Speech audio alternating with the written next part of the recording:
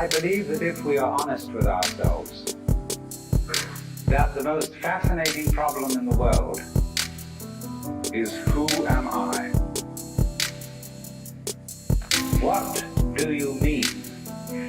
What do you feel when you say the word I? I, myself. I wanna fly on train! I give a fuck! What, please? Hey, what's going on? What keep using that for? Don't think of this fucking thinking. What, please? Hey, what's going on? I give a fuck! What, please? Hey, what's going on? Yeah, you can't get out of it! What, please? I'm trying to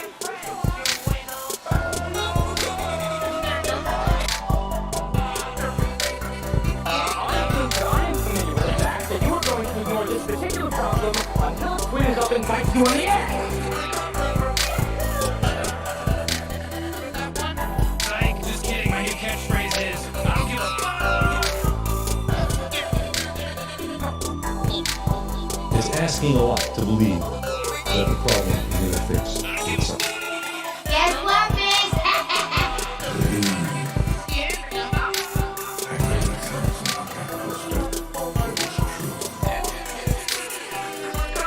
Our technology and our numbers have both reached a state where inadvertently we can pose danger to the global environment, especially through the atmosphere.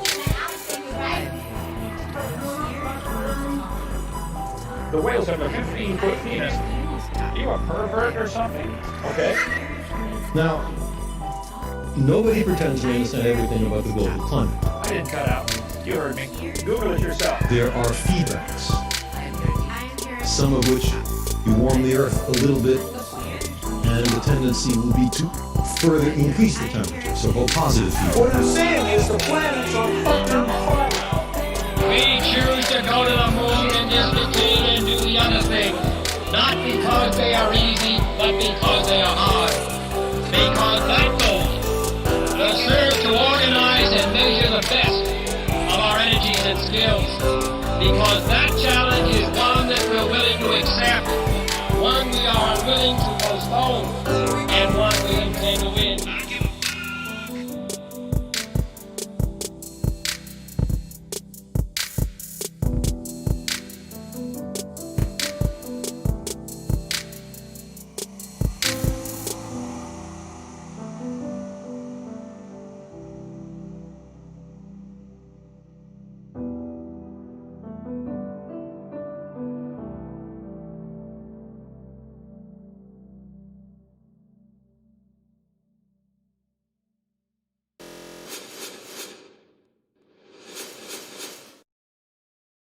What's up, heathens?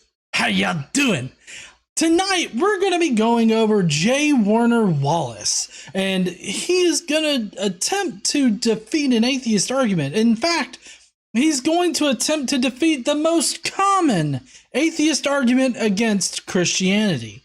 And I'm kind of curious as to what this common argument is that everybody seems to use in order to argue against Christianity. And I wonder how he comes at it. So we're going to be taking a look at his response tonight. If you want to fuck around and find out exactly how J Warner Wallace defeats the most common atheist argument, then please stay tuned. In a minute. There we go.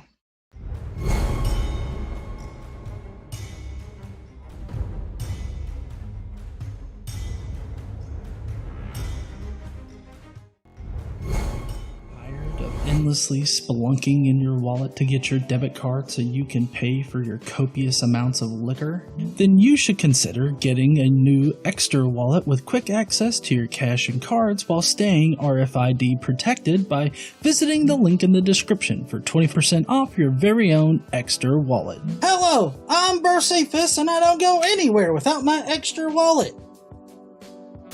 It also comes in a fancy ass leather one too.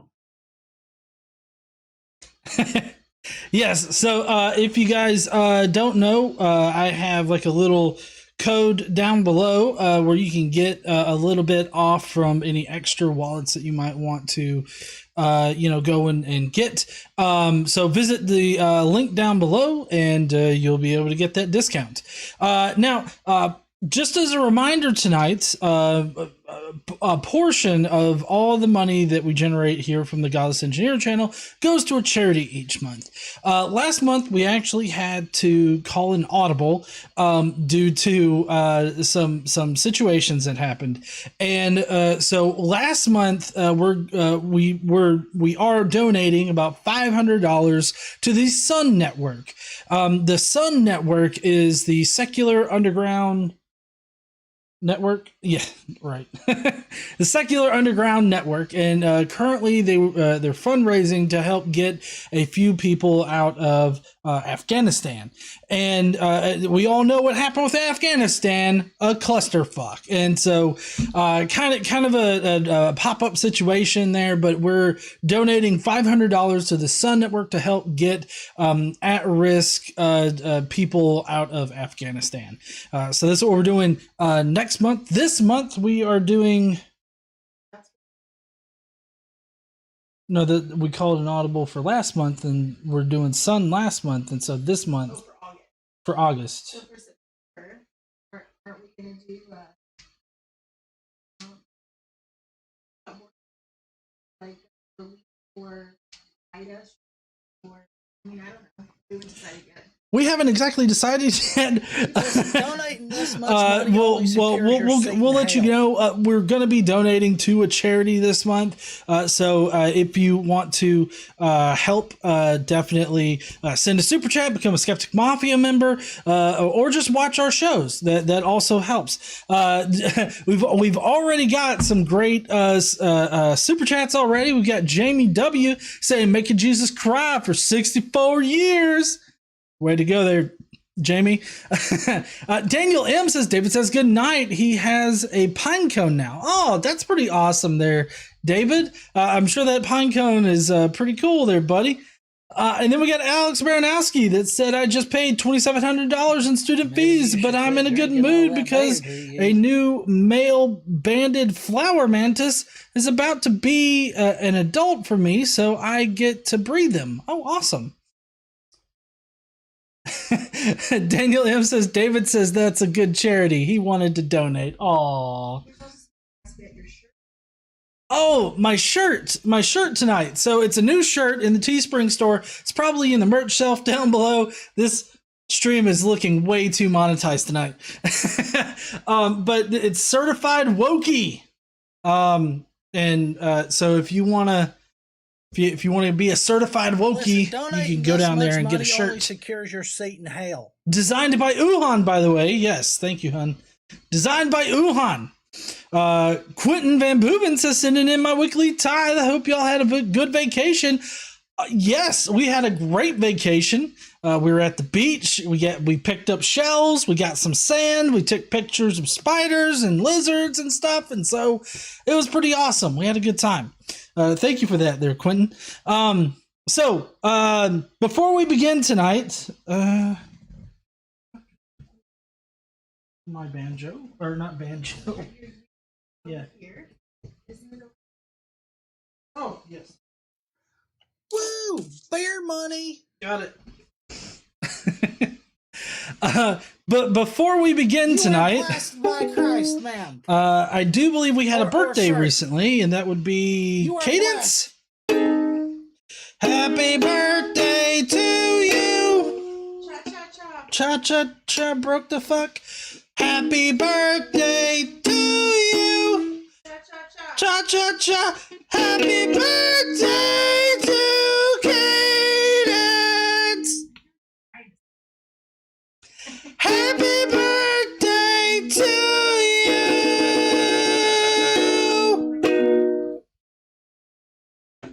Now, I did forget to get one thing out before all this started. Shit. Professionalism with G. You are blessed by Christ, ma'am. Okay. Or sir. Sorry, just had to do that. are Anyways, all right. Now that we got the birthday wishes out of the way, y'all know what we got to do first. Why, yes, honey. It's We got a new member. trying extra hard tonight for whatever fucking reason. All right. Which it looks like we got a little bit of. Oh, there we go. Yes, so we got a new member, Philly 3000. What up there, Philly 3000? Thank you for becoming a Skeptic Mafia member. We got Drew's Book Reviews, who also did a super chat saying, wanted to say, Skeptic Mafia, you have been awesome. I will miss you all, and sorry I have had to cancel my membership. And our bosses, GE and KC, you guys rock. Will always be in the chat when I can. Awesome, Drew. I'm glad that you're still going to be here, and thank you so much for sending a super chat. Cadence says, throws money at you, but she did that before I sang, so I'm wondering if she kind of regrets that now. I don't know, maybe. Asexual Atheist says, for the causes and GE's channel. Thank you so much there, Asexual Atheist. I appreciate you. All right, so first up on Today I Learned that the chemical reaction in glow sticks was discovered by Dr. Edwin Chandros in 1962, but he had no idea the chemiluminescent objects were popular at music shows until a Vice interview in 2013. He said, "Is that so? Maybe my granddaughter will think I'm cool now." Yeah, I don't know how you go, like, pretty much, what was that, like 40, 50 to 60 years? 50? Well, I don't know how you go that long and you not know that glow sticks are like really popular at, well, it says music shows, but I feel like raves is the more appropriate. Like raves is the thing that you really want to hit there. Maybe also 4th of July, but I bet he knew that already, but who knows? All right. Oh, in case you're wondering what I'm drinking tonight, it's a drink we affectionately deem the Jittery Putin. So it's basically like a White Russian, except you use Kraken black roast and half, and that's it. So just some Kraken black roast, and then the rest of it's half and half, and you're good. It's also pretty keto, or low carb, because a half and half is pretty low carb.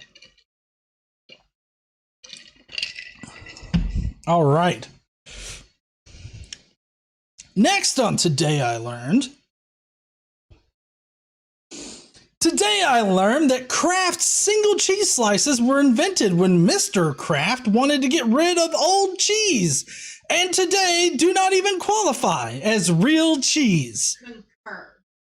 I agree. It is not. That's why it's called Americanized cheese product. Or is that what it is? Americanized cheese product, or? I don't know. I know it's cheese product. It's not cheese.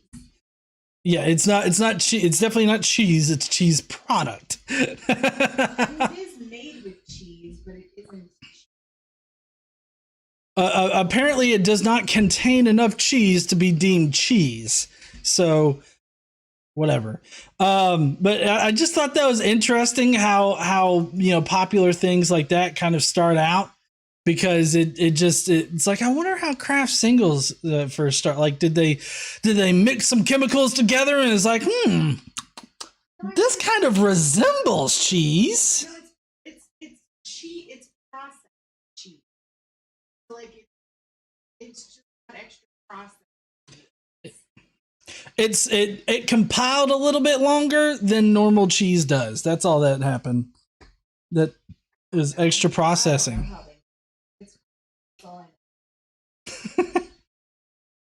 And then finally on Today I Learned of Elan School. Elan School, maybe. A child behavior modification camp operating from 1970 to 2011. It used Lord of the Flies style techniques. They would psychologically destroy the children for years, leading to extraordinarily high suicide rates. If a child escaped, bounty hunters would chase them across the country. Like, what the fuck?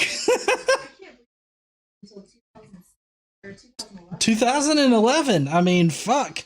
I mean, you know, we watched that Hunting Hitler series, and there's actually a string of, weren't they like camps or something down in Central America somewhere where they were like abusing or like using kids as like manual labor and stuff like that.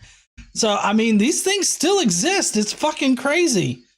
That's really fucked up, right? No, it's one of those nervous funny things, like holy shit kind of thing.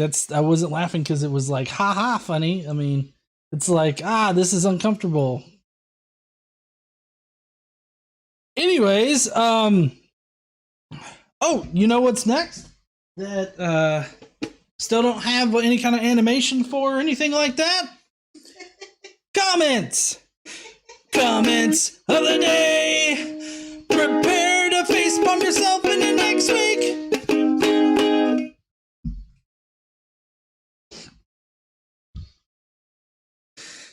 Quentin Van Boeven says, like Chuckles, I'm in danger.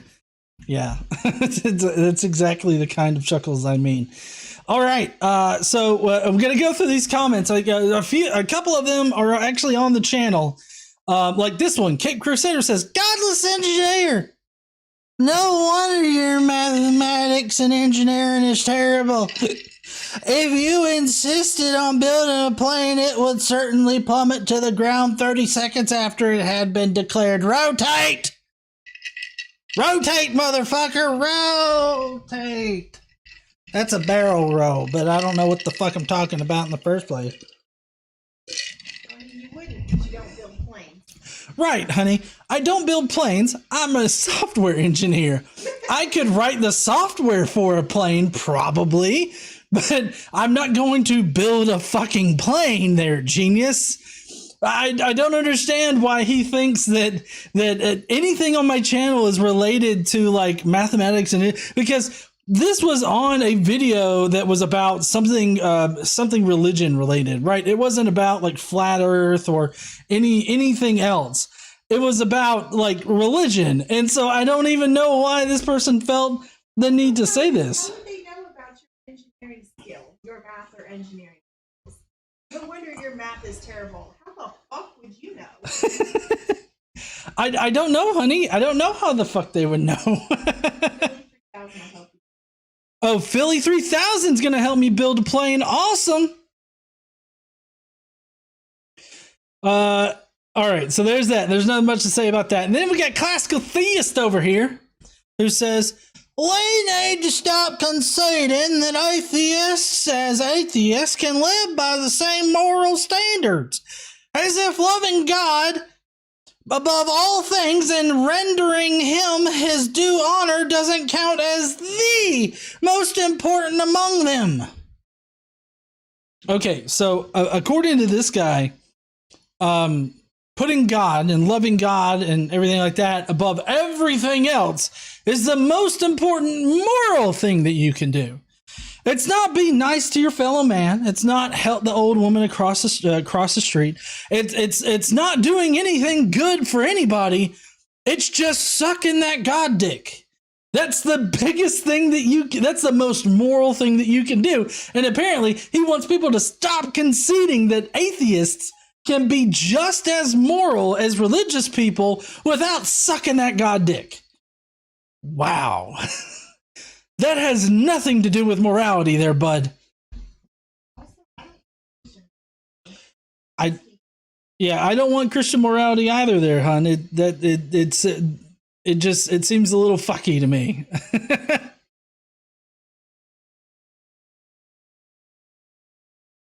All right. This one's actually really hilarious, and I don't think it's a Poe. I think this is serious. It's a little hard to take it serious, but we're gonna try. A friend told me that hours after having the AstraZeneca jab, he was sitting at the dining room table. He was just sitting there when suddenly he projectile vomited pints of black blood. Over the next 4 days, he suffered bleeding from his rectum and had blood in his semen and came up with bruises all over his body. Yeah, yes, honey. He definitely needs to see a doctor if any of that happened. But I have to say, the fact that this guy projectile vomits pints of black blood, bleeds continuously, it seems, from his rectum, and has bruises all over his body, but still manages to rub one out. I'm gonna go to the doctor. Oh, honey, oh shit. I'm gonna go to the doctor, but I really gotta rub one out real quick. Hold on. Blood here too. Oh no, blood in my semen too. Oh shit. Oh man. This is, I don't know if somebody did this as like a joke or whatnot, but I saw it a few places. One person actually drew a comic about it. And so it was quite funny. To Timothy, what the fuck ever? Shut the fuck up. Daniel M says, just had to share. David named his pine cone, baby, take a nap with your nipples out nap.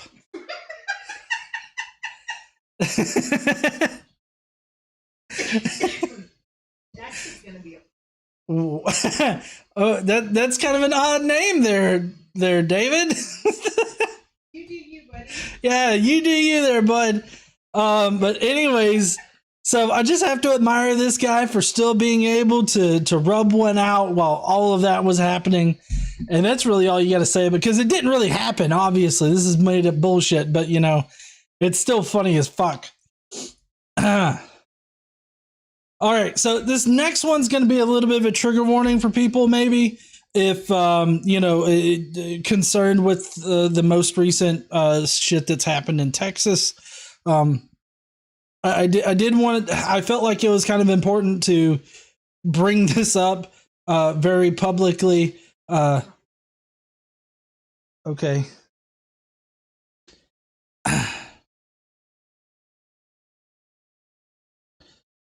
So here's Josh Denny, who's got a verified Twitter account, and he says, and spare me, the many women don't know they're pregnant for 6 weeks. Whores. Only whores wouldn't know for 6 weeks. I'm sorry, Josh. I forgot that. Yeah, it is. But I mean, it is funny because he just simply doesn't know how women's bodies work. Okay, so for one thing, the first 4 weeks of a pregnancy, it's not like 100% like, oh, you got pregnant on this day, and then 4 weeks out, you're pregnant for 4 weeks. I'm getting there, hon. So it basically, when you find out that you're pregnant, they start at the last period that you had, right? The end of the last period that you had, and they start counting from that point on, right? Oh, the start of the last period? Anyways, so that's how far they count back to. Now, if you don't know about a woman's cycle, they vary oftentimes, and it's not quite unusual to be, a little late and it not be pregnant. It's the first day of your last. Okay, so they go all the way back to the first day of your last period. And you're definitely not getting pregnant. Yeah, you're definitely not getting pregnant during the time when you're having your period, but that's when they go back to. So, considering that, you're not even pregnant that entire time, and then you have about a 2-week wiggle room when, you should be looking to, if you don't want a baby, looking to get a chemical abortion, which is what it would be at that point. Less than 2 weeks. You'll have less than 2 weeks. Well, no. I'm saying, like, in practically for a woman in the past, like that, you know, having a good 2-week buffer right there, to determine whether or not your period's going to start before you actually try to find out whether or not you're pregnant. So 6 weeks really is not enough time for a woman to figure out that she might be pregnant. Now, I could turn it around on Josh here and say, like, how do you know you didn't get a woman pregnant, you dick? Only man whores would not know that they got someone pregnant. I don't know what knowing have to do anything. Oh, no, it doesn't. It has nothing to do with anything.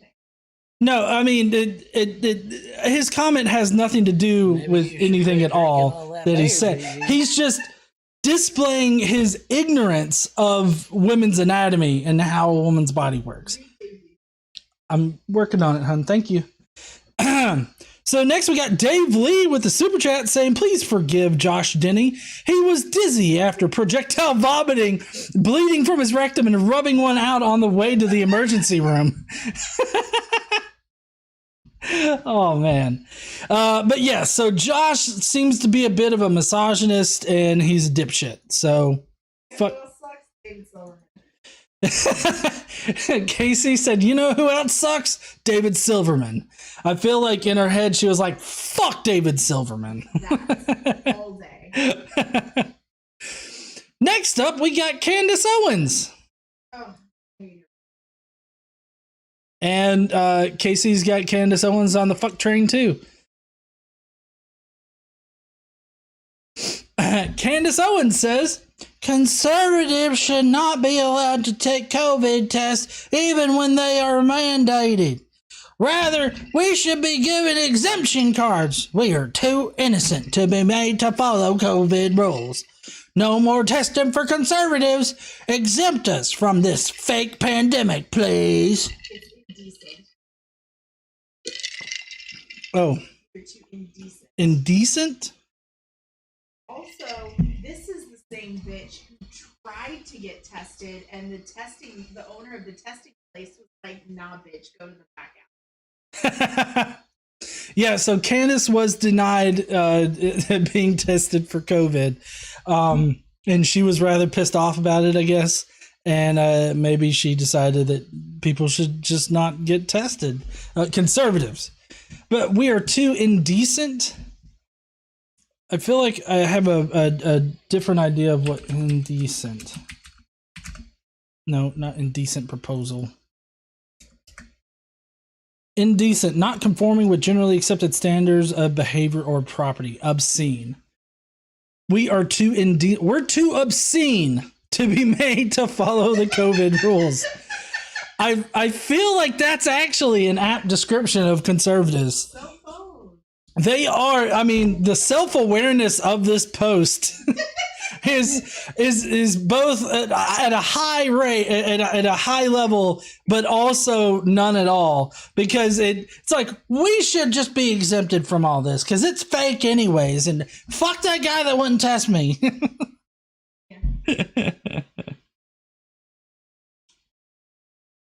All right. And then finally on the comments tonight, we got, I don't know if this is Friar Dave Nix or he's just like Fur Dave Nix. It's probably father. Father? FR is father. Oh, okay. Maybe it's Father Dave Nix. Anyways, he says, get ready. If the left is willing to kill their own unborn child in order to preserve their own health, they will certainly not hesitate to kill someone they deem an anti-vaxxer to preserve their own health. I'm sorry, Father. The left, anybody on the left, doesn't have to lift a finger to kill you. Because from what it seems to me, the anti-vaxxer crowd seems to be putting themselves in the ICU. Because they refuse to get vaccinated and they continuously put themselves in situations where they're most likely going to get COVID.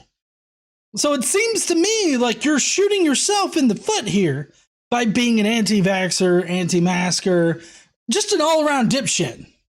So it's not, if anything, we're not going to try to kill you. It's just, I mean, I hate to say it, but it's kind of like in a sit back and watch it happen kind of situation, because we can't force you to get a vaccination. I mean, trust me, I wish we could. I wish we could get everybody vaccinated, but that's not how it's currently working. So it's kind of a sit back and watch what happens in this Hunger Games of conservatives. Also, conservatives get a.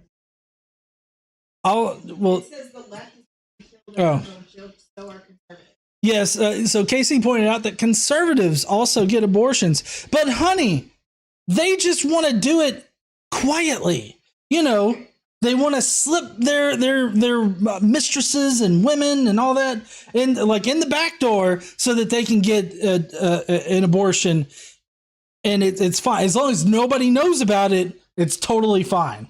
You know, just like with priests fucking little kids in the Catholic Church, as long as nobody knows about it, we can just keep cycling all these priests throughout these parishes and stuff, and all these Catholic churches. As long as nobody knows about it, it's all okay. Once it gets out in the open, though, you're fucked. But as long as you keep it quiet, and it's fine. I feel like that's what the conservatives really want. The conservatives are like, wait a second, why are we putting this out in public? This is something that we shouldn't be talking about in public. It should be illegal, but we can still do as long as, you know, nobody knows about it. Lee said if they took it in the back door, they wouldn't have needed an abortion. Okay, good point there, Dave Lee. If they had taken it in the back door, they wouldn't need an abortion. But, you know, that, again, is one of those things where you just don't talk about it, okay?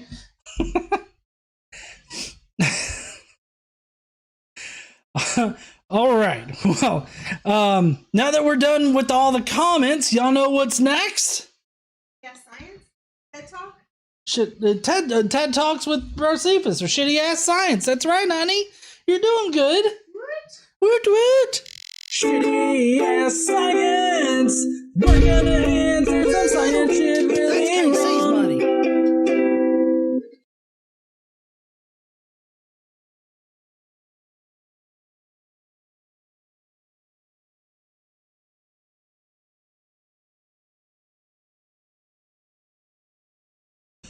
What's up, heathens? How y'all doing? I'm Josephus, in case you can't read the front of my fucking shirt here.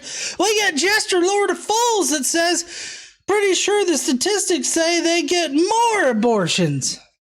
Oh, the conservatives? Yeah, they're pretty dipshitty when it comes to that particular thing. They do, yes, KC, they do watch more porn. There's no way I consume half of that bandwidth either. I'm just saying.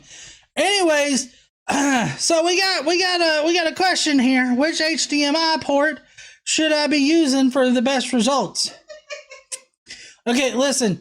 Welcome to my TED Talk about how trucks can be used as projectors, because obviously that's what this post is asking about. Now listen, on the ass end of trucks, you've got these two HDMI ports, and therefore these huge fucking like HDMI cables that you can buy. Think laser discs, but for the HDMI world, okay? So basically what you do is you got to get this huge ass HDMI and you got to pick one or two. Well, now listen, you got to put it into one because that's going to be your first input select. If you just want to, you know, fire up your truck and play a movie on the bed, like Fast and the Furious. Who wouldn't want to watch Fast and the Furious that's projected through the headlights of a truck? So you just ram that fucking HDMI cord up the tailpipe on the one end, and then for HDMI 2, you can put, you know, like a PlayStation or something. And, you know, you'll have to switch back and forth on the dashboard as to which one you got selected, but that's okay. I'm sure that you can get one of them switches that they got. A toggle switch? I was thinking one of those switches where you can plug in multiple different HDMI like cords to it, and then you can actually have more, you know, things that you can plug in. But anyways, so I think you can get a big enough HDMI cord from Amazon. They got like everything there. So you can just go to Amazon, get you one of them big ass HDMI cords, and you can plug it into your, well, it'd have to be your computer, not your projector, because the truck's a projector. Anyways, so, Yep, that's how it works. Now, how it actually, like, there's the little pins inside. They run along the exhaust, right, around the outside of the exhaust, because you've obviously still got to exhaust like fumes and stuff. Yeah, they gotta be able to cold roll. Yeah, they got to be able to cold roll that shit. That's right there, Casey. They got a cold roll, so the wires go around it, and it goes up into the engine, and then the lights, they flip. And they turn into projectors, and they both project the same image, and they project it on the wall in front of you. GE could totally engineer this.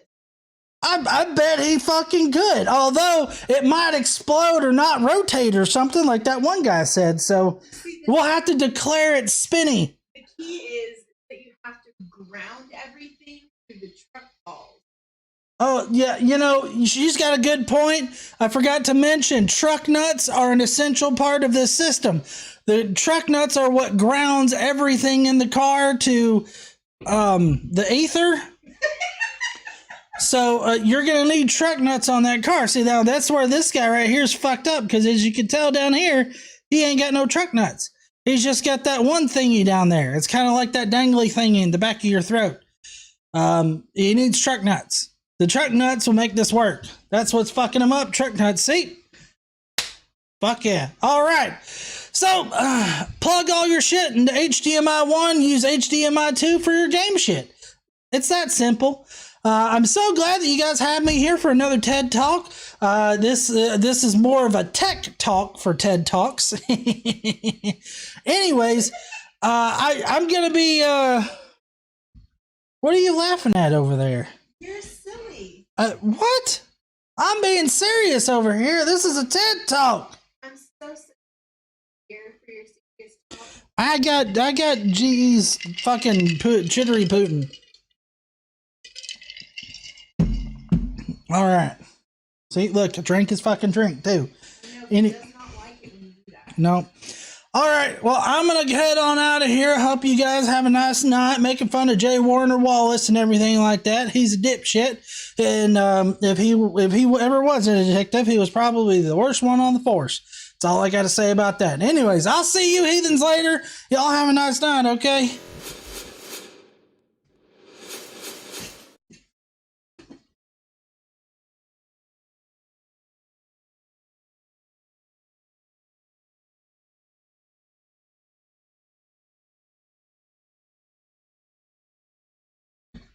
Whew. Okay. All right. Well, that's kind of interesting there. Obviously, don't put HDMI cords into your into your truck's tailpipe. That'll basically do what like bananas do.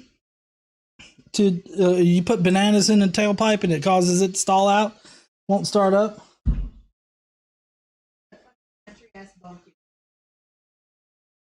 I've seen it on movies.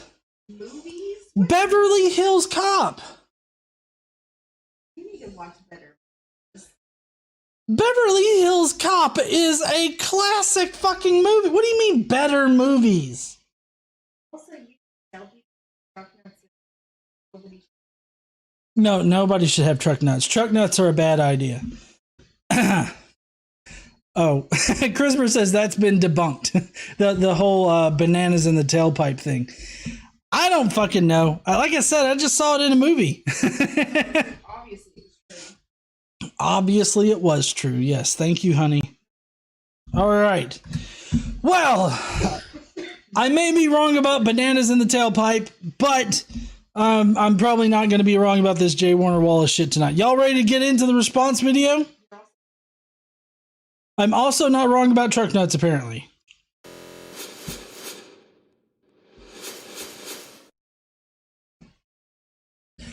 All right. Now, I should have the sound worked out for tonight. I'm fairly certain I do. So, here's hoping. Oh shit, we got Elizabeth Richardson with a super chat saying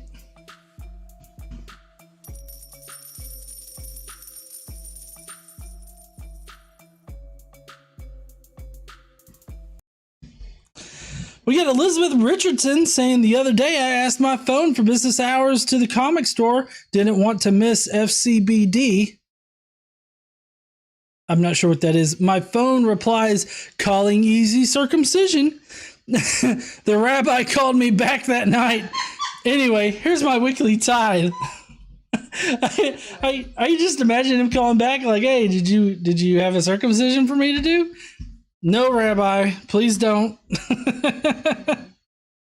Free comic book day. Oh, cool. I didn't know. Shit. Definitely not easy circumcision. Not the same. Nope, not the same as easy circumcision. I don't want to know what an easy circumcision is, though. I'm just saying. Anyways, here's J Warner Wallace. He's going to be responding to a crowd question about the most common atheist argument. So let's get on into it.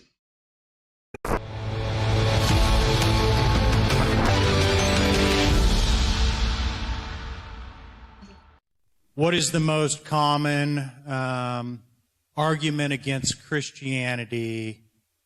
Maybe that comes up.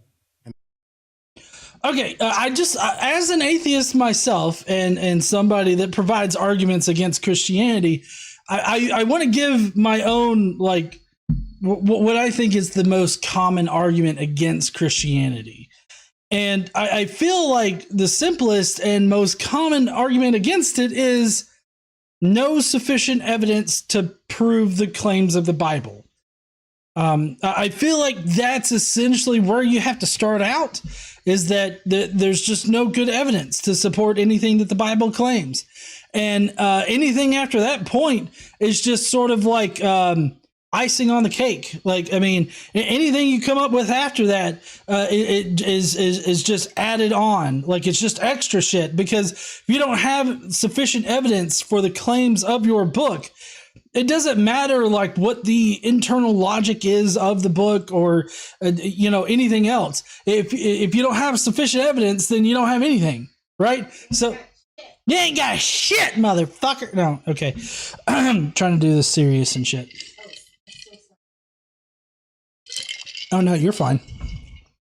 So I feel like that's where you have to start out, and I want to say the lack of sufficient evidence for the claims of the Bible has got to be one of the most common arguments against it. Of course, I'm not all atheists, obviously, thank God. But I would think that that's where you would have to start out, is lack of sufficient evidence. It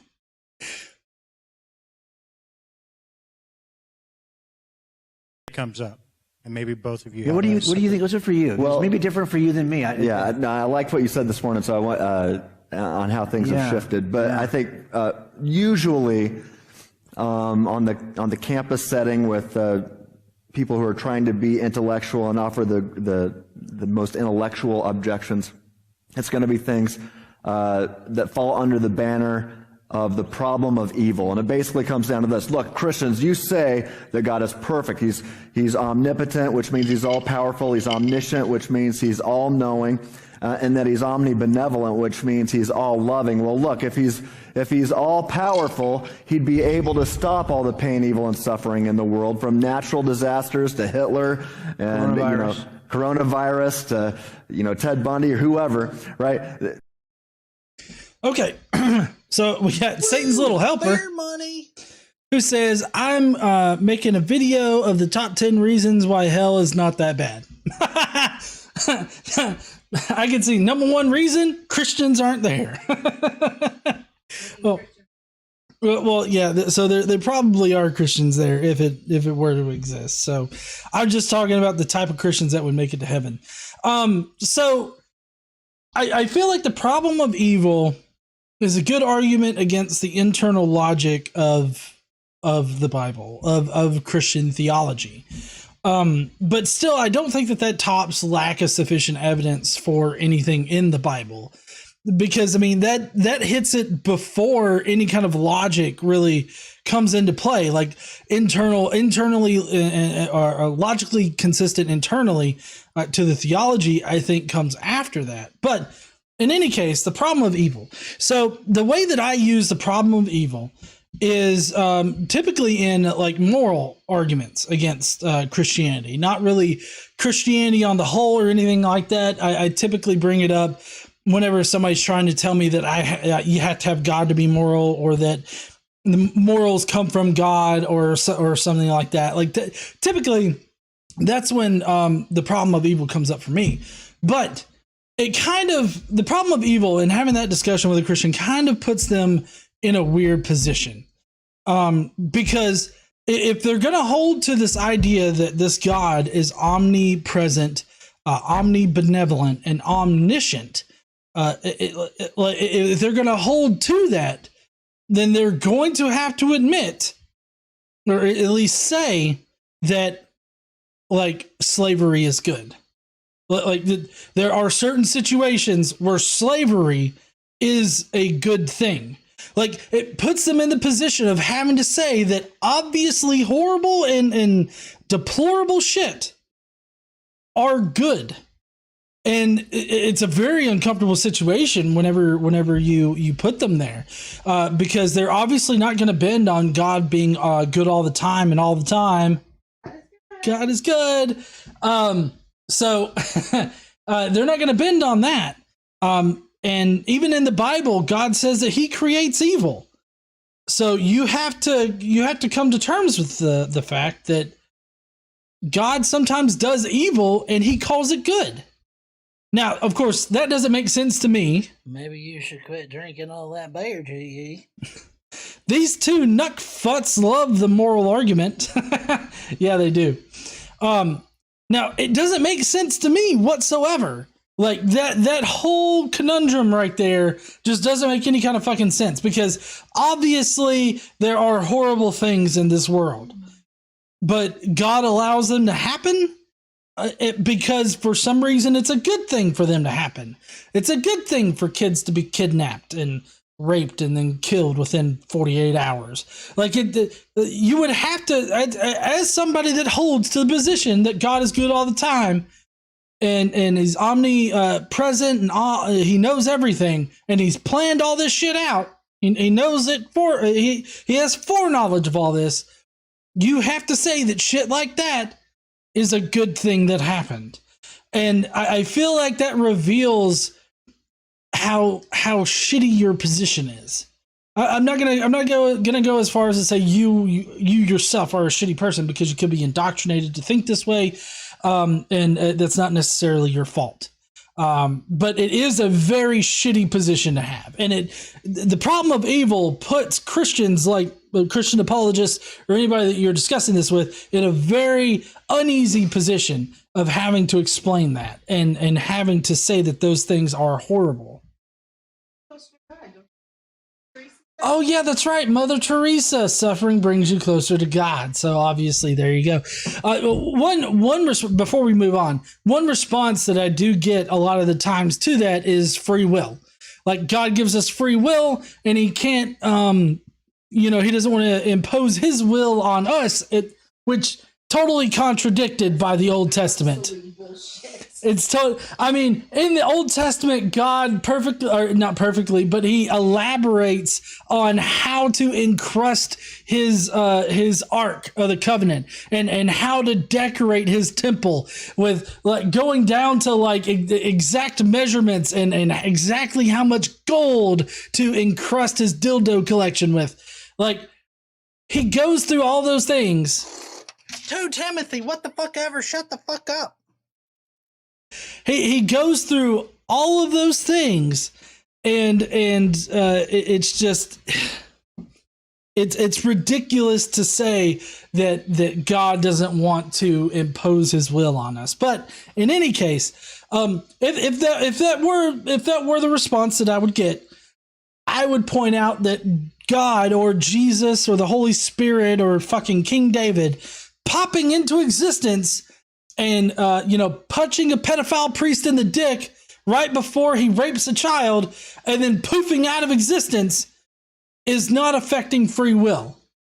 Like if I could somehow magically pop into existence, punch a dude in the dick, and then pop out of existence, that's not me affecting his free will. That's just him, that's just him suffering the consequences of his dumbass decisions, right?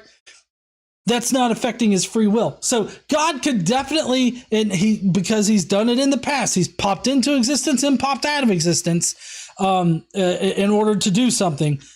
So God could definitely do it, right? If he's everywhere, he could definitely do it anytime anything happens, and without affecting free will. So that's how I would respond to that.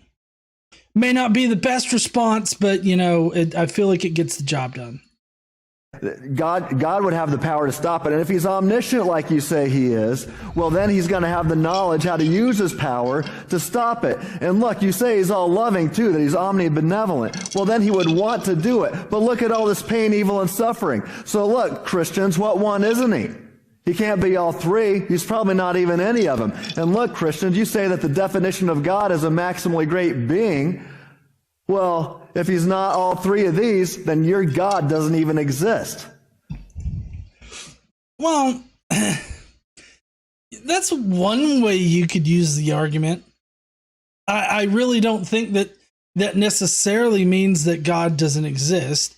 Even the Christian God, because the Christian God, could just be some weird interpretation of everything that we just simply don't understand yet.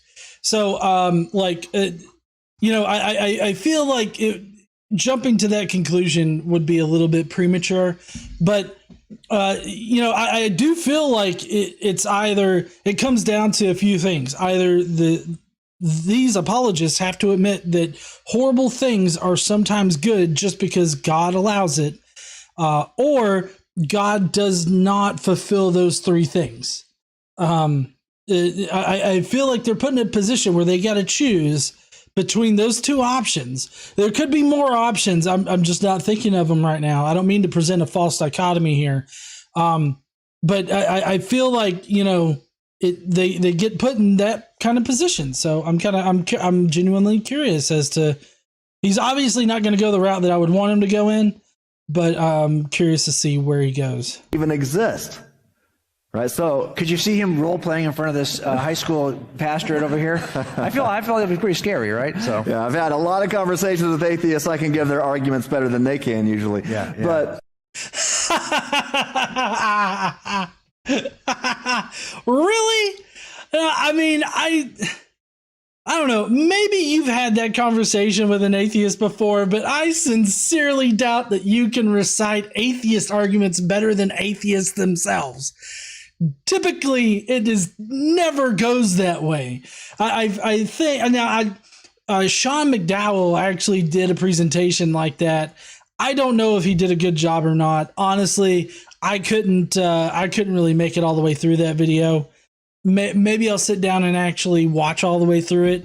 What I watched of it wasn't bad, but for most apologists out there, I would say that they probably cannot recite atheist arguments better than atheists themselves.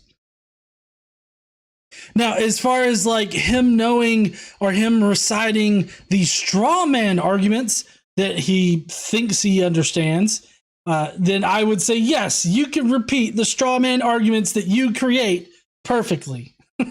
But in fact, I wrote a book. It was my doctoral dissertation, and it was pretty philosophical and theological. But at the end, in the last chapter, I wanted to show how the rubber hits the road and how we can answer questions. And Paul says we destroy every argument raised against the knowledge of God and take every thought captive to obey Christ. I love that verse for two reasons. Why would you love that verse? Take every thought captive for Christ? You're talking about thought control, and you think that's good? Well, why would you think that thought control is good? I also, that kind of it really kind of clashes with the whole free will thing, doesn't it? Because if you're capturing every thought for Christ, then you don't have free will. So I don't know where he stands on free will, but it would seem like if in the theology of Christianity, you're supposed to capture every thought for Christ, then it seems like you don't have free will. And I don't know, maybe I'm not understanding what he's saying, but I'll let him continue. But for the first part, it says we destroy every argument raised against the knowledge of God. Well, that problem of evil is exactly that. And so I spent a lot of time showing why an all-powerful, all-knowing, and perfectly loving God would allow all this pain, evil, and suffering. And I wrote about this in my doctoral dissertation, and then it became a book. It's published by Whippenstock. It's out there right now. Usually $38. We got it on sale out there for $20. But I answer that shameless question. Pitch for books. Shameless pitch. Yes. But I do answer that question in the final chapter. So yeah, problem of evil would be the biggest intellectual objection raised. But Jim, why don't you? Damn, I really wish he would, because I am not going to go buy his book. I'm sorry, whatever your name is here. I'm just not going to go buy your book to get the answer to the problem of evil. I feel like you could, I mean, it just really seemed like you were just wanting people to buy your book if they really want to know your answer, which, I mean, from a marketing standpoint, I guess that's not a bad thing. I take it that he's kind of the host here, so maybe it's not the point for him to answer, but maybe at some point in the future we'll get him actually discussing it, but I guess we're not going to get that luxury tonight. Shifted a little bit. Well, and we talked about this morning after church, that is, I think it's kind of a shading of the problem of evil, really. But I think what we have now is we're in a cancel culture that suggests that unless we adopt the snapshot of cultural values in the moment, if we don't adopt that snapshot, that not only are you wrong, but you're evil to the point where I can come in and turn over your table in a restaurant or burn down your business or... I'm sorry, is that not what Jesus did? Like, Jesus went into a temple and started flipping tables and shit. Is he meaning to make an allusion to this? But in any case, I mean, yeah, I would say that we are morally more advanced than people that wrote the Bible. I really think that fact alone shows that God is not the moral foundation of reality. May the power of Christ compel you to get the fuck out of here. Thank you so much, Jason, for putting your name's spelling or how to pronounce it in there. Kolosike says, damn, that is some expensive toilet paper. I would not pay that much money for toilet paper. But yeah, let's see where he's going with this. Or trash your car. This is happening all over the country right now. And it used to be, you see, they were pulling down statues right and left, right? So we have people in our past, is a history, which is true, who have held views that we would say are repugnant today. Okay? That's going to be true of every culture, by the way. Well, yes, it is. It's true of every culture. But we're not the ones claiming to have the absolute moral foundation that is supposed to be transcendent throughout all time and all cultures. I mean, that's the problem here. I mean, we're not suggesting that anybody's moral foundation is the absolute moral foundation that we should all live by. Nobody is claiming that. Not even in our current time frame. We're not claiming that our moral foundation is the best one, but we do feel like that our moral foundation is way better than whatever in the fuck conservative Christians think the absolute moral foundation of all time is.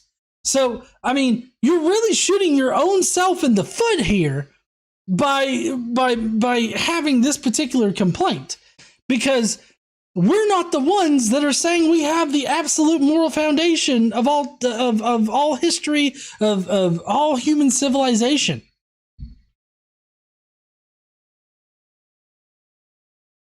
But okay, so now those statues are being torn down, and they now will go and say, well, it's not just that they were the white conservatives who held that view at the founding of the country, it's that they were white conservative Christians, and it was their Christian worldview that grounded their racism. What? nobody's tearing down Confederate statues or anything like that because they're Christian. Like, sure, they were Christian, but it's not because they were Christian that it's being torn down. It's totally irrelevant. It's totally irrelevant to the matter of not memorializing racists and slave owners. Like, that it doesn't matter what religion you are. There have been plenty of people in the past that have been different religions that are not Christian that have still been racist, that have still owned slaves in other parts of the world. So, I mean, the fact that we don't want to memorialize the Confederates because of their racism and because they were fighting to own other people is not because you're Christian. This is called manufacturing persecution.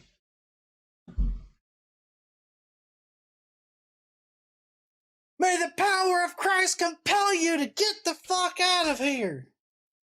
Jason Kolosik again says the Bible is a culture. I thought it was the word of God. Yeah. Yeah, you would think it's the word of God, but apparently not. That grounded their view of slavery. And I'm seeing this now all the time on YouTube. The videos that I have that get the most attention and the most attack are those videos in which I'm trying to make a 4-minute defense of slavery in the Bible, because you'll see that word used in the Bible. And it's hard to do that in 4 minutes. You're just not going to be nuanced, that's for sure. Yeah, because you can't defend the Bible against its use of slavery. Like, there's no way that you can defend the Bible against claims that it promotes and condones slavery, and that it has God promoting and condoning slavery. I just put out a director's cut of a previous live stream this week that did an in-depth analysis of the slave verses in the Bible, and I explained all of that. So no, J Warner Wallace, you can't make a 4-minute video where you excuse away the slavery in the Bible, which I've actually got his little 4-minute video on my channel here where he defends slavery, and I ripped that apart too. But you can't make a 4-minute video and defend the Bible against condoning slavery, because it definitely condones slavery. All over the place, J Warner Wallace. So you have to admit that your God thinks that it's okay, and he mandated, at least at one time, that you should own another person as property. You just have to, like, I don't mean to present like a false dichotomy or anything like that, but you're stuck in a hard place here, because you've either got to admit that God loves slavery, he at least condones it and orders that it happen, or you sit there and you lie about what the Bible says in order to maintain this idea, this facade that the Bible doesn't support slavery. I mean, you're being put between a rock and a hard place here, and there's no good way out of it.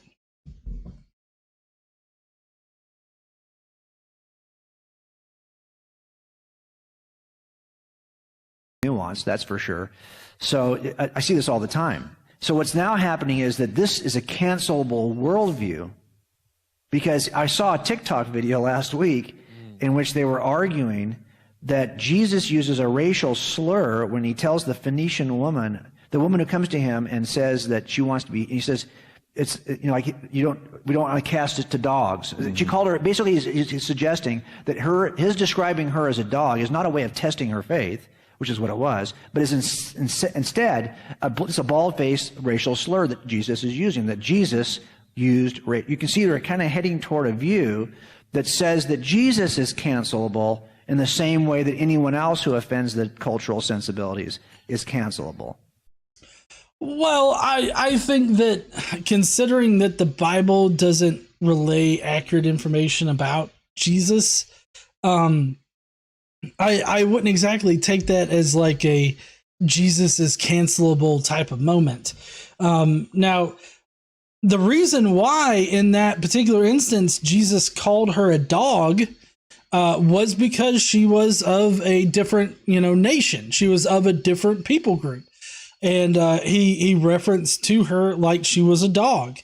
And so I feel like it's a little bit of a stretch to say that it's like a racial slur, but it definitely was painting her as part of the out group, right? Like it was definitely painting her as somebody outside of the Israelite group of people, outside of the Christian group of people. It's a very othering, right? And so I think it's a bit of it's a bit of a stretch to say that it was a racial slur, but I would definitely say that it's part of this whole out group shunning type of language in it. And I think that everybody should look down on that kind of language and that kind of attitude. Of course, you notice he kind of added in there like, oh, that's not actually what happened. But I mean, that is what happened. I mean, he did do that. He referred to her that way. But I don't know the TikTok that he's referencing, and I really don't care to try to find. I don't even know how I would go about finding shit on TikTok. It's like a fucking flurry of a stream of consciousness on TikTok. But it doesn't really matter, right? It doesn't matter because nobody is out there trying to cancel Jesus. But people are standing up and using their voice against white Christian nationalism, the religious conservative right that seems to be fucking this country up in any way that they can. Those are the two things. And if you find yourself in that particular crowd, this is not the channel for you. This is the certified Wokey channel. But in any case, I don't think that anybody's trying to cancel Jesus. And I feel like this is more like manufactured persecution just on behalf of their Lord and Savior. And that's where I think the future is going to be to defend. Is going to be, hey, are we able to make, because it's just really bad hermeneutics, this idea that I can pick a verse out or a sentence out or a word out and try to tell you what Jesus meant by it, but I'm going to ignore the entire chapter leading up to it and the entire chapter leading behind it. I'm going to take it out of context and then have a complaint against Christianity. I'm sorry, J Warner Wallace, but you, meaning apologists, do it all the fucking time. Every chance you get, you cherry pick out of the Bible, and you will totally ignore the preceding chapter and the chapter that comes after it. You will ignore the entire context. In the slavery video alone, you ignored the context of every single Bible verse you brought up in order to make your point that the slavery in the Bible was purely and only ever indentured servitude. You have to ignore the content. You got to cherry pick verses out of the Bible. You have to do all of those things. The only difference here is that you're trying to defend the Bible where somebody else is trying to attack, I guess, the Bible. That's the only difference between these two positions here. And I find it wildly just ridiculous that he's attempting to act like he's any different than what he just described. Woo! Bear money! Daniel M. says, I didn't catch the earlier, but he says leading behind it. Really?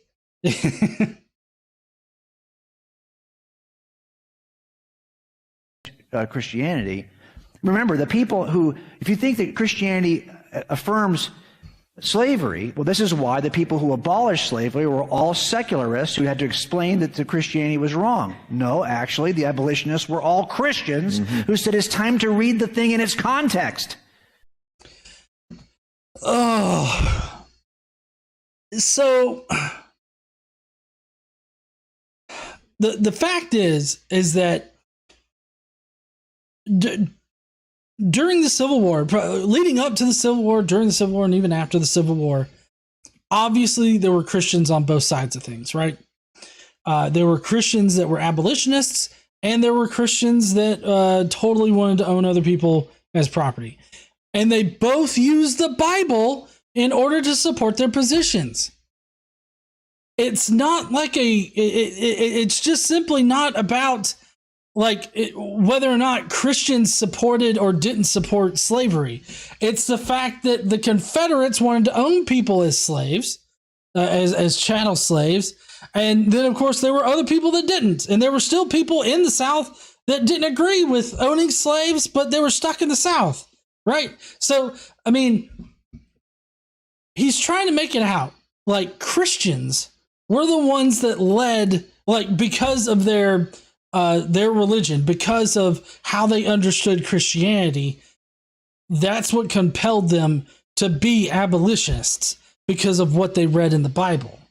But I really don't see that in the history books. So what I see in the history books are people that realize that it's not cool or not humane to own another person as a slave. And despite what their Bible says about owning slaves, and despite their God telling them that they can buy people from other nations, despite all of that, they choose to reinterpret their religion to be more abolitionist-like. And so it's not about the correct interpretation of the Bible. For me, in this particular situation, it's about how the Bible can be used to support both positions. And both positions require you to cherry pick out of the Bible in order to support those positions. They're literally no different if you're going to take that particular stance on it. But I really and truly think that because it's obviously not because the Bible is an abolitionist book, right? That's definitely not the reason, because it's not. It's because people thought it was wrong to own another person as property. That's what it boils down to. It's not because of their religion or anything like that.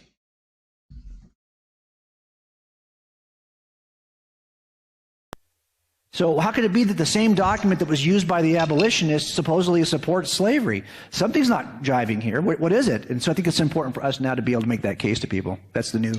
Yeah, and I would just say one argument that we like to use a lot is called the moral argument. And it shows that if anything, any action is really, objectively speaking, right or wrong, then God has to exist. And I have an article on my website, I think it's called, "If You Think Racism is Really Wrong, You Ought to Be a Christian." Because God's existence, or what we call theism, is the only way to make sense of saying that racism is really wrong or objectively wrong, as opposed to just your... Do I still have... I think I do. Hold on one second. Bible. Here we go.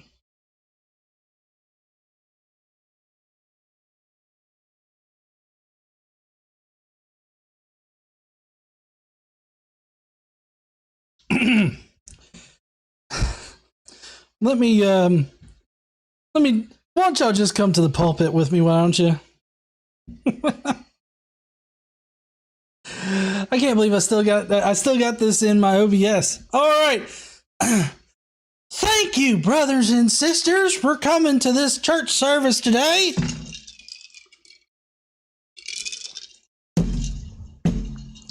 I'm going to prove to you that the Bible is definitely racist and wants you to own people as slaves, at least in certain portions of the Bible. If you read the right portions, then apparently it doesn't.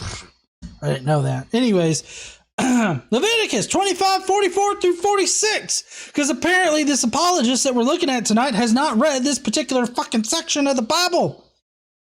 Your male and female slaves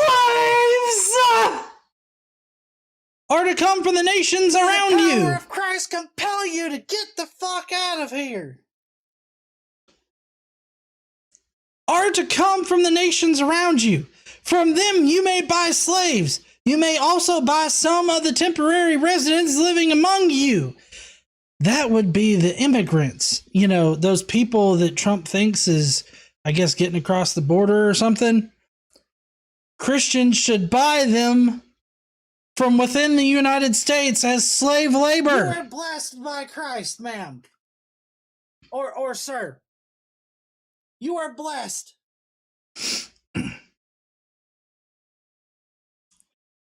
Living among you and members of their clans born in your country, and they will become your property. I feel like I need to scream in order to get it through this guy's thick fucking skull. You can bequeath them to your children as inherited property and make them slaves for life, but you must not rule over your fellow Israelites ruthlessly. Again, Leviticus 25:44 through 46.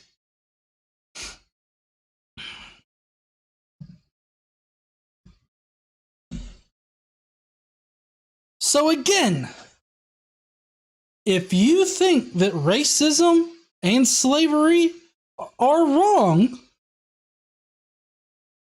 then I'm not going to say you shouldn't be Christian, but you have to come to terms with the fact that your religion supports both of them. You are blessed by Christ, ma'am. Or sir. You are blessed. We got Nacho Tor saying, Father GE, why are you not wearing a mask at the pulpit? What are you doing?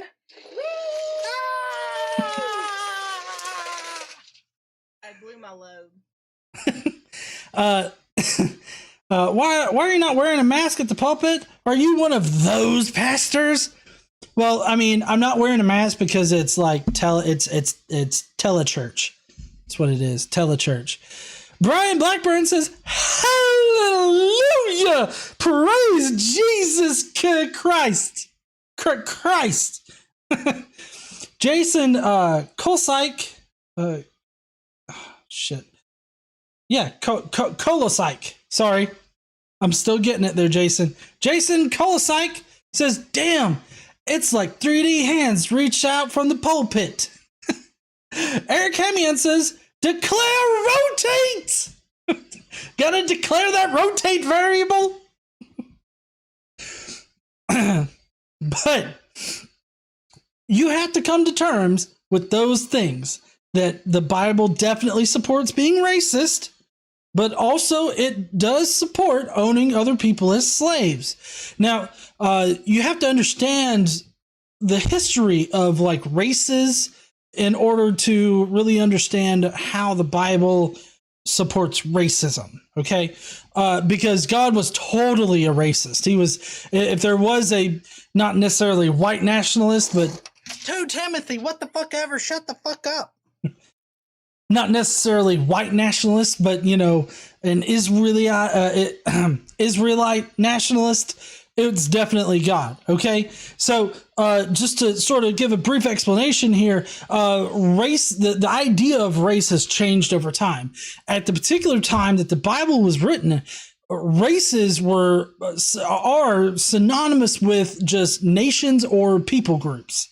So whenever you see in the Old Testament that God says that you should hate these other nations, or that you should buy slaves from the nations around you, or, you know, God is casting hate and telling the Israelites to utterly destroy an entire group of people, that's him being racist. That is racism. And that's not like a far-fetched thing. That's not reaching in order to come up with that. That's just how races have evolved over time. Started off as people groups and nations and stuff like that, and they slowly transformed into how we understand race today. But at this time, that was what race was. People groups and nations and entire countries. Those were races at the time. So yes, God was racist. God wanted his people to own other people as property.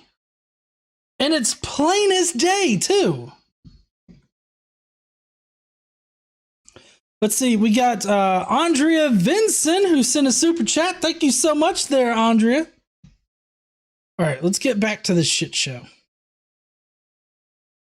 wrong, as opposed to just your subjective opinion, right? If it's really wrong no matter what anybody thinks, then God has to exist. And then I make the case that it's really Christianity that makes the most sense of racism being wrong. And I've given this talk. How? I mean, I get it. He's kind of peddling his own brand here, because he's not going to tell us exactly how the Bible does this, or how the Bible is anti-racist or anti-nationalist. I have no fucking idea why he would think that. I can't possibly think, other than cherry picking and totally misrepresenting the Bible, I cannot think of a single way that you can make a coherent argument that supports the Bible in that way. There's just no way that you can do it coherently. But in any case, it blows my mind that he's sitting there saying that God has to exist if there are things that we find today as absolutely abhorrent and immoral. Like, I just can't fathom, because look, it's not just slavery. Right? That's not the only evil that Christianity really has to answer for. Okay? What other evils, you ask? Well, if we just look at how Christianity treats women, the social status of women in Christianity and how that's evolved over time, is strikingly similar to the race discussion. How, with slavery and racism, but prior to 1865, the Bible definitely supported it. Everybody was perfectly fine with it. It says right there in the Bible, own other people. This is biblical shit. And then 1865 rolls around, the social norms are changing. They're moving, they're currently shifting, and then all of a sudden it's like, God never wanted us to own slaves. What are you talking about? God ain't racist. He doesn't do violence. What? I don't know what you're talking about. Violence and God just doesn't seem to mix. You mean the motherfucker that flooded the entire earth and killed every single person on earth? Man, woman, baby, child, even the unborn children that you're so fucking concerned with now, that you're going to force people to have babies now? He once killed all of those motherfuckers. Anyways, it fucking blows my mind. It's a mind fuck. In this talk, in fact, it was really a year ago, almost exactly, right before COVID hit, I gave that same talk at Louisville about racism, and if you think racism is wrong, you ought to be a Christian. So as soon as anybody starts saying things like, oh, Jesus was a racist, really, say, slow down, not so fast. Let's talk about what makes racism wrong, and then let's look at... Okay, so just to pause right here, because Corey White in the side chat brings up a good point that it's a bit of a stretch to go from God calling one group of people as chosen people and all others are inferior and will burn in hell to racism. So that's not actually what I'm talking about when I'm talking about God being a racist. It's the most blatant example that I can get you is Numbers 31. Okay. Because the whole story behind Numbers 31, and that's where God commands the Israelites go into the Midianites and slaughter everybody except for all of the virgin girls, and they're supposed to kidnap them, take them, and make them wives of Israelite men. So the whole backstory behind that is that the Midianites literally did nothing to the Israelites other than started fucking them. Like the Midianites were a different group of people, a different nation, different people group, and they were mixing with the Israelites.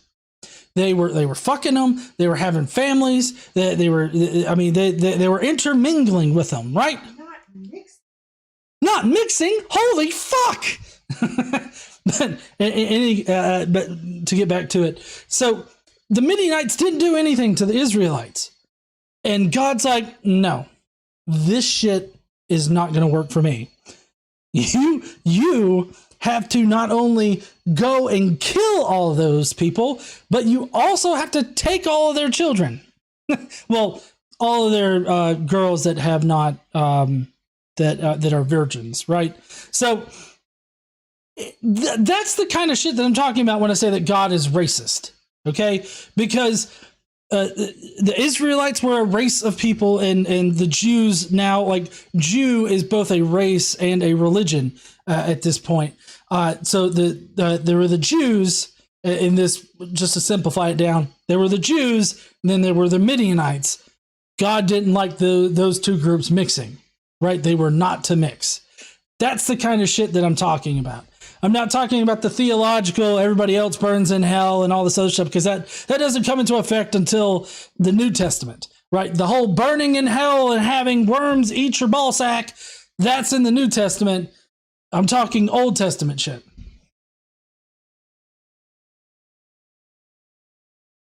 Wrong, as opposed to just your subjective opinion, right? If it's really wrong, no matter what anybody thinks, then God has to exist. And then I make the case that it's really Christianity that makes the most sense of racism being wrong. And I've given this talk. In fact, it was really a year ago, almost exactly, right before COVID hit. I gave that same talk at Louisville about racism. And if you think racism is wrong, you ought to be a Christian. So as soon as anybody starts saying things like, oh, Jesus was a racist, really, say, slow down, not so fast. Let's talk about what makes racism wrong. And then let's look at what Jesus actually taught. And then let's look at the history. Who was it that fought against racism? Who was it that has fought against racism more than anybody else? It is Christ followers. You see, I failed to see that in history. Like, I failed to see the Christ followers as being the ones that fought most, like, against slavery. Because it's not like the North was purely abolitionist, right? And it wasn't that the South was purely pro-slavery. All right, there was a mix. But that's kind of my point. There were Christians on both sides of this conflict, because at that particular time, what other religions were in the United States? I mean, I'm sure that there were other religions.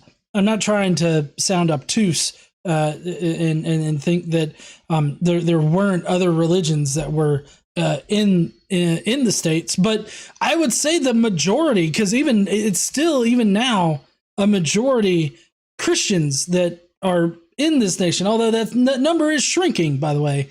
It's shrinking every day. But the fact that there were Christians on both sides means that you can't use the argument that you just used. You can't sit there and say, oh, there were more Christians that were against slavery than there were Christians that were for slavery, that were also using the Bible for it. Like, you can't sit there and be like, well, I had Christians on my side, but the pro-slavery people are like, well, there's Christians over here too. Like, they were all Christian. It doesn't matter that they were Christian. It matters as to whether or not they wanted to own people as property. Because no argument that you could make about the Civil War would ever boil down to anything other than fighting to own people as slaves. That's what it boiled down to. And, that's why it doesn't matter if they were Christian or not Christian.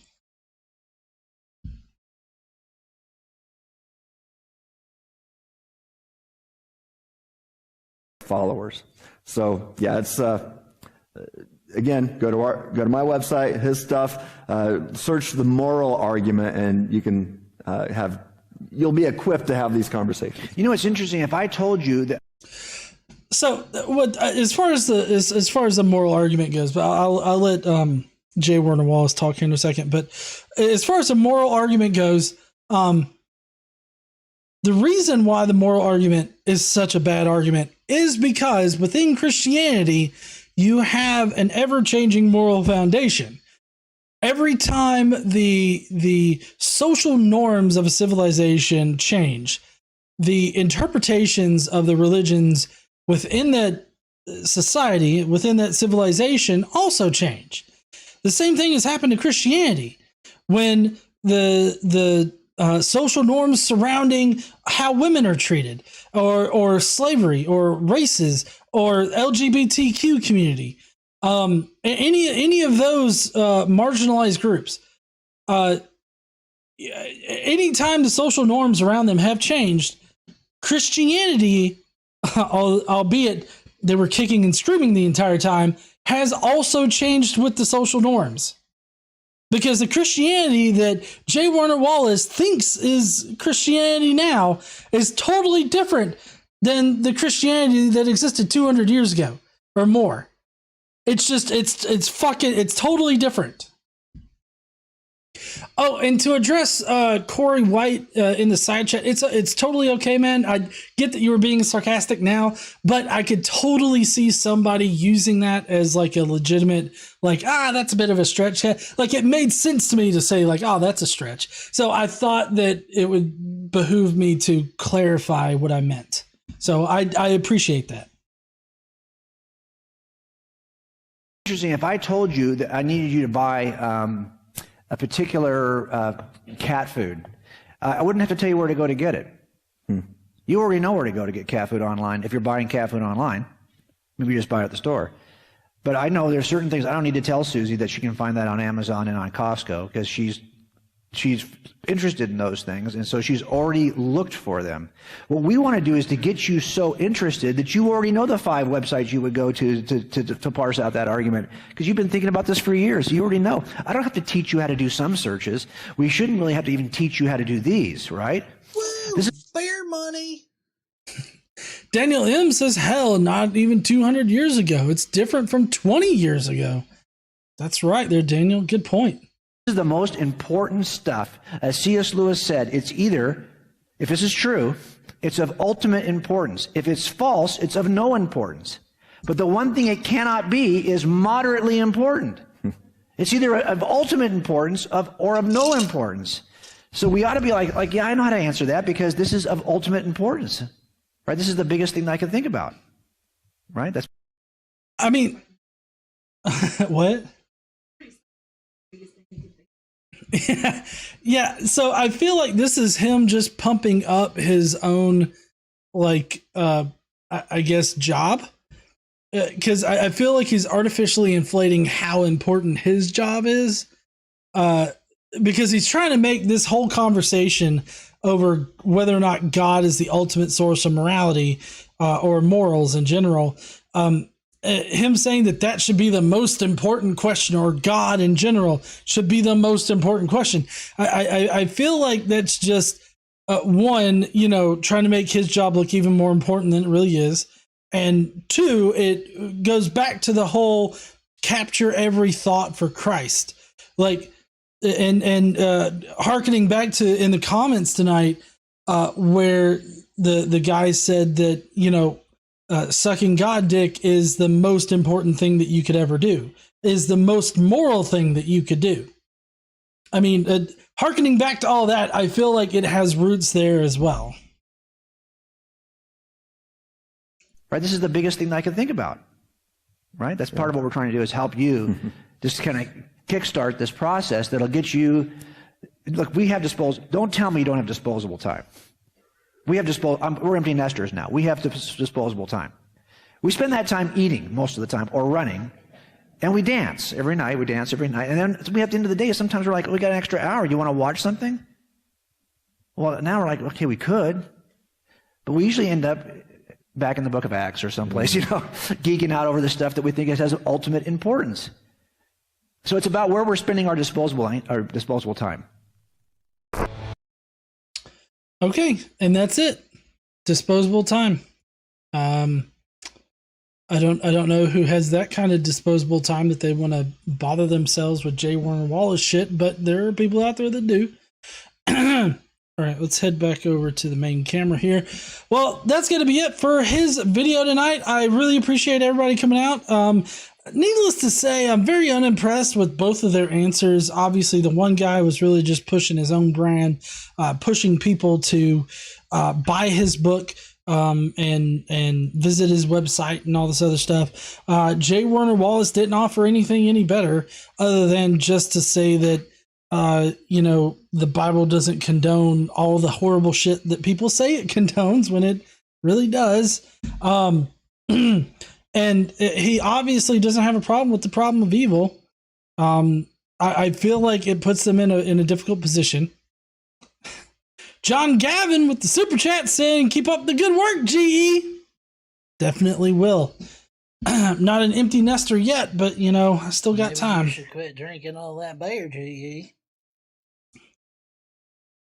But I overall, I felt like this video did not actually answer any argument that an atheist might have. I mean, it had one poorly formed straw man argument using the problem of evil, and then they just said, "Oh, well, if you think that there are things that are objectively or absolutely wrong in this world, then you should be a Christian."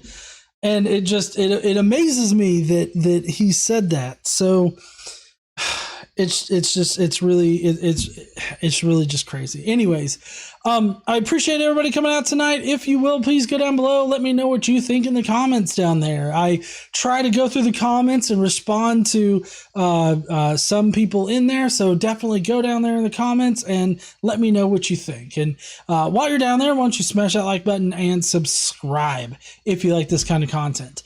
We are about to go into the Skeptic Mafia comments. If you don't know what that is, that's the memberships that we have here on the channel. If you want to join the Skeptic Mafia, all you gotta do is smash that join button right below this video next to the subscribe button, and then you'll be able to pick which tier you want. And whatever tier you want, it doesn't matter. A portion of that of any membership, or a portion of any super chat, or just the revenue that we make here on the channel is going to end up going to charity. Last month we donated, or we are going to be donating $500 to the Sun Network, or to Sun, the secular underground network, to help get some people out of Afghanistan. So if you will help us out here by either becoming a member or just simply watching our videos, it really helps out. So thank you so much for watching. Don't forget to stand up and use your voice. Bye, heathens.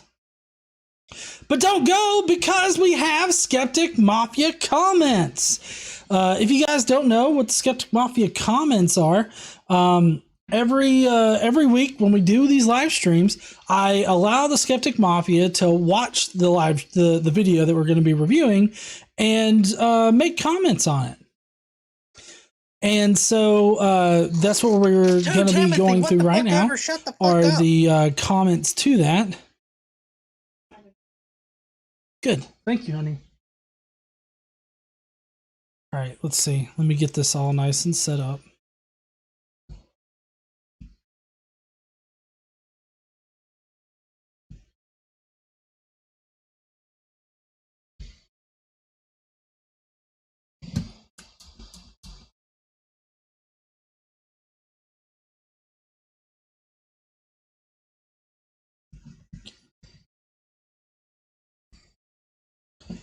All right, so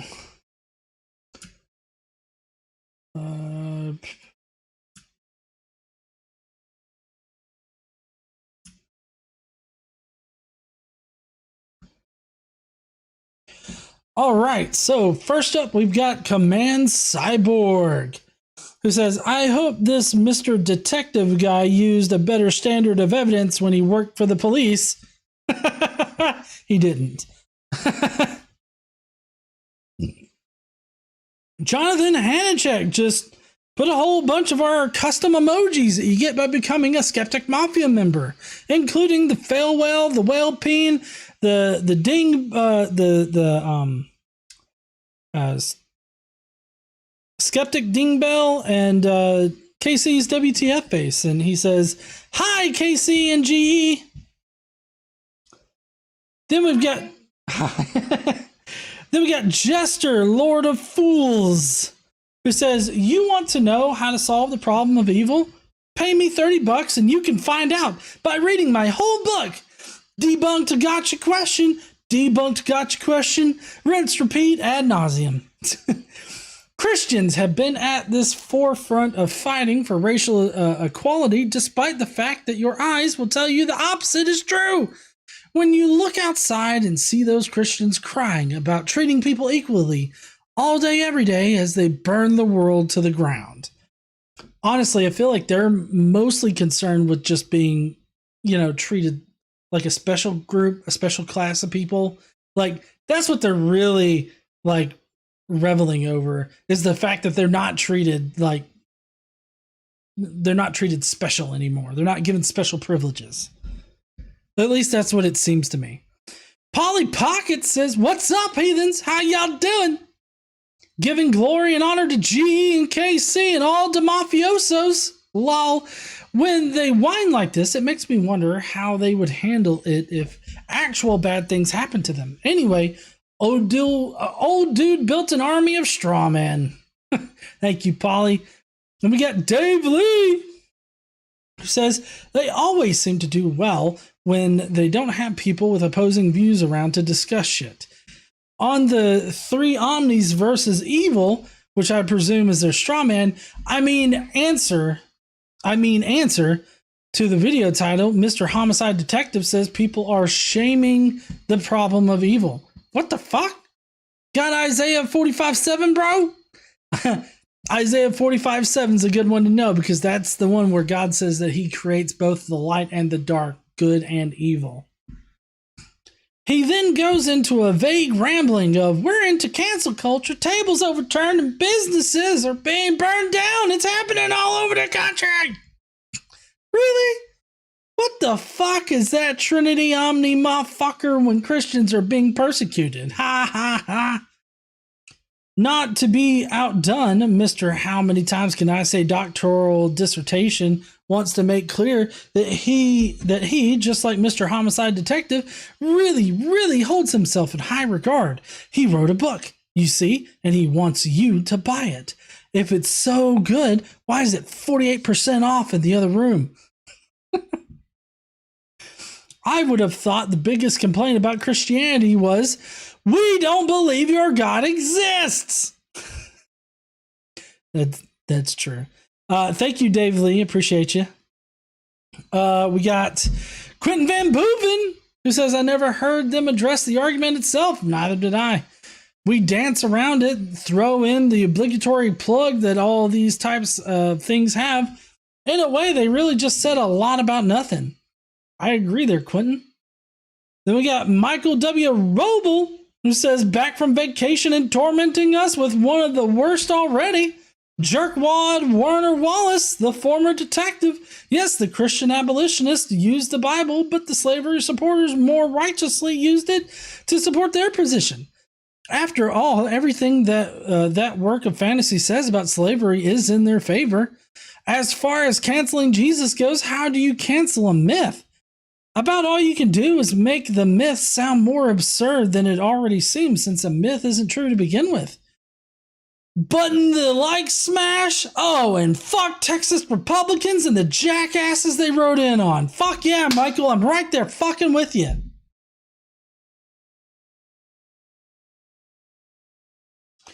Alex Baranowski says, "Wholesome word salad. A low-calorie meal, but it's so painful."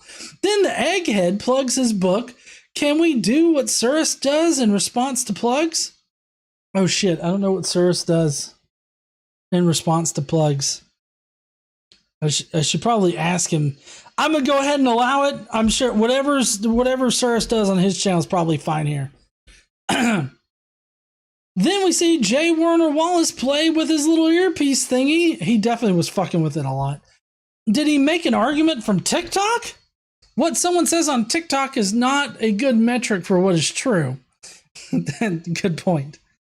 I don't know what the most common objection to Christianity is. We could probably do a test to see, but JWW is replying with the Bible, presupposing the Bible is truthful or realistic. I'm exhausted, and I can't follow along with the video too closely. It's been a long week. Insert 1 shilling here. If you guys don't know, as part of the Skeptic Mafia, there's a monthly hangout. Now, we did a monthly hangout last month while I was on vacation, because that was the last day that I could do it last month. But this month, we still have one to go. It's going to be near the end of the month. So if you want to be part of that, then join the Skeptic Mafia. Then we got Zach Clark, who says, "How dare you not give us a poll?"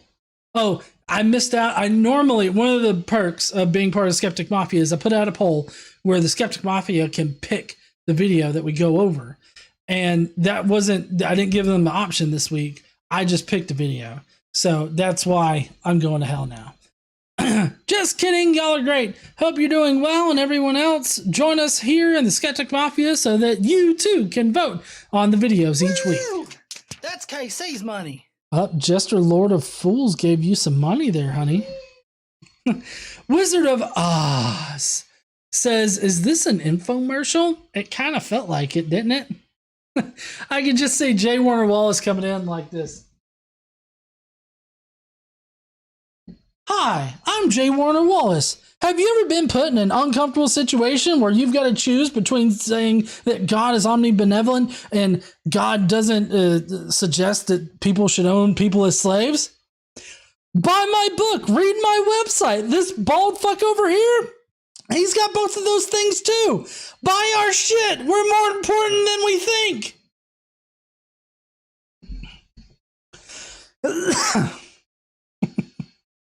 Thank you, Wizard of Oz. Daniel M. says, "Okay, so they spent 9 minutes and 17 seconds not addressing the argument for why bad things happen. They plug a book, which I'm sure does the same song and dance. No, sir, I'm not buying your godforsaken book." Then the one guy says, "If you're against racism, then you should be a Christian." But doesn't tell us why.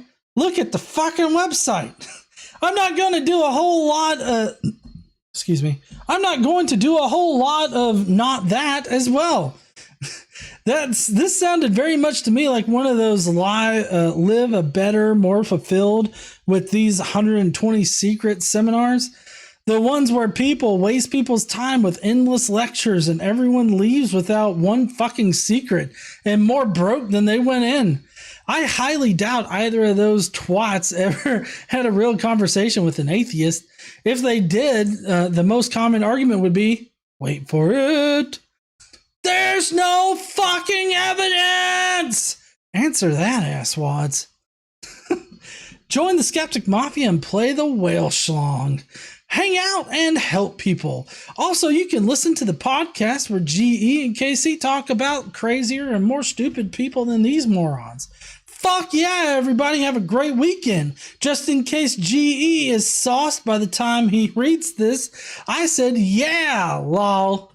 Here's a shot to keeping your lawn at exactly 3 inches. GE's grass is at 2.9999 inches, but I won't tell anyone. Not today. I think it's probably definitely over 3 inches. Yeah. But anyways, so yeah, if you don't know, there's a Skeptic Mafia podcast.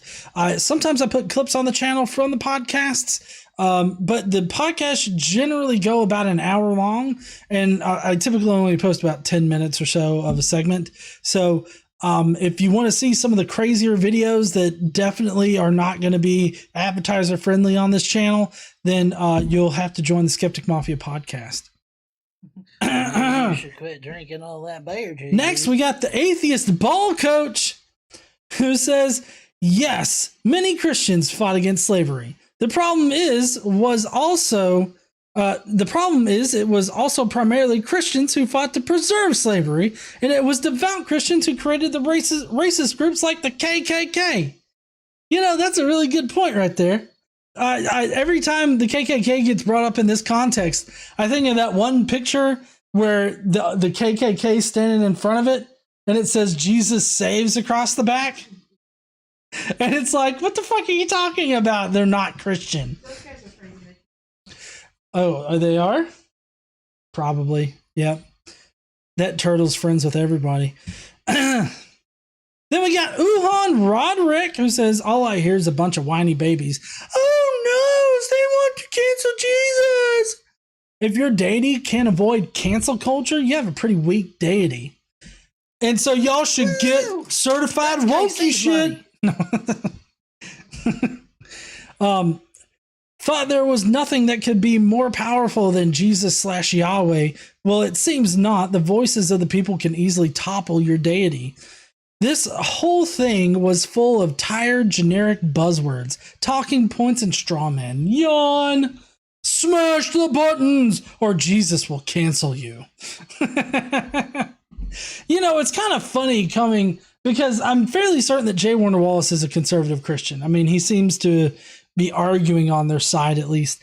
It seems kind of funny that he's so concerned about cancel culture, or that conservative Christians are so concerned about cancel culture now, when they are always quick to jump on the cancel culture bandwagon when it comes to anything that offends their sensibilities. It's amazing how when the tables are turned, they're like, we don't like this shit. We're going home. Fuck your fucking shit. Fuck you. It's really funny. Gary White says, this is a joke, right? I listened to the video and felt worse than I did before. Yeah, that's pretty much the video there, Gary. Oh, man. Thank you guys so much for joining me tonight. I do believe that was all of the comments. There was none held for review or anything, so I think everybody got their 2 cents in that wanted to get their 2 cents in.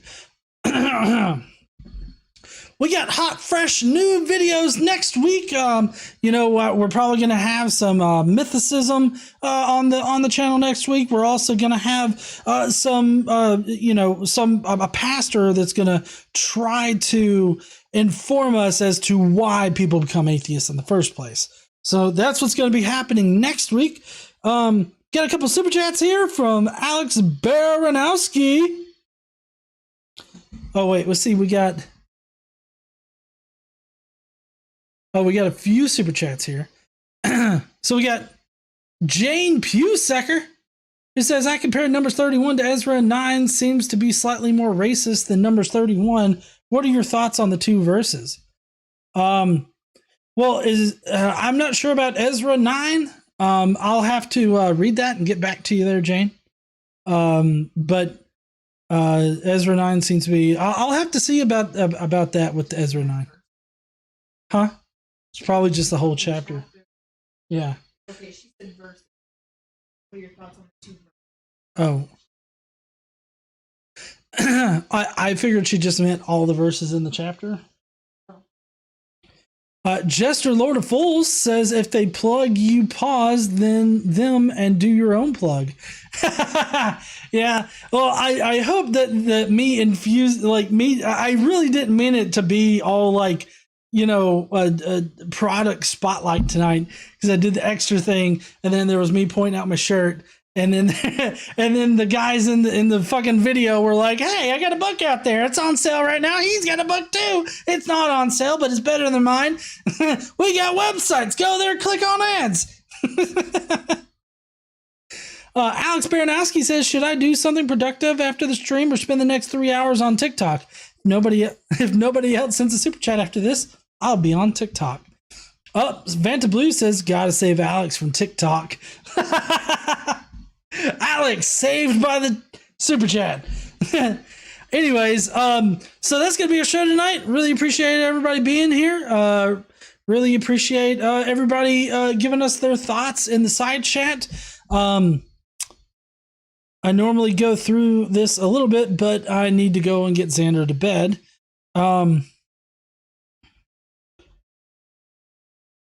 See, Autobot Starscream said, Godless Engineer, God is supreme, not omni, and he sees us as his robots while granting autonomy to Lucifer. Bah. Would Wallace even listen to me? Well, probably not. I mean, he doesn't seem to listen to anybody of a different mindset. He's pretty solid in his echo chamber. Cernian says GE is a better J Warner Wallace. Thank you, Cernian. I don't know if that's a compliment or if that shouldn't be a compliment. Jonathan says, "What is mythicism, and how would you just define it?" Oh, okay. Well, mythicism is the idea that Jesus was never a real person on Earth in history, that he was a celestial being from the beginning, and that's how he always was until he was euhemerized into history by later authors. So he just never existed. It's the belief that he never existed. Dragon Master says, "We love you, GE." Aw, thanks, guys. Bro fist.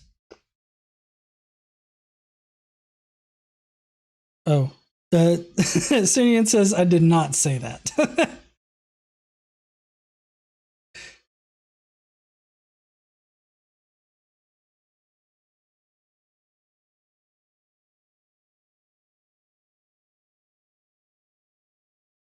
Anyways, I think I'm going to head out. I'm going to get Xander to bed.